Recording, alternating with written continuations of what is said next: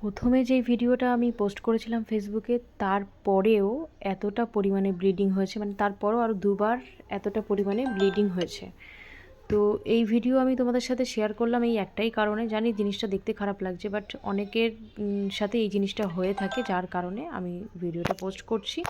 তো ব্যাপারটা হচ্ছে, হ্যাঁ, আমি ওকে ডক্টর দেখিয়েছি, আর হ্যাঁ, আজকের ইমিডিয়েটলি ওকে আমি বিদ্যাসাগরে নিয়ে গেছিলাম, আমাদের এখানটাতে। দেখতেই পাচ্ছ কতটা পরিমাণে ব্লিডিং হয়েছে, প্লাস বলছে মাথা ঘুরছে, শরীর দুর্বল লাগছে। তো আমি ওকে বিদ্যাসাগরে নিয়ে গেছি, নিয়ে যাওয়ার পরে তো সেখানে দেখলো আমি 1টার সময় বেরিয়েছি বাড়ি থেকে, আমি 6টার সময় বাড়িতে এসেছি, ঠিক আছে, এতটা পরিমাণে লাইন ছিল। যাই হোক, তো দেখে বললো নাকের এক্সরে করতে হবে, ড্রপ দিল, ওষুধ দিল, আবার কালকে ব্লাড টেস্ট আছে, তারপরে নাকের এক্সরে করে বললো যদি এখানে ঠিকঠাক না হয় তাহলে বড় কোনো জায়গায় মানে পিজিতে দেখাতে বলেছে আমাকে।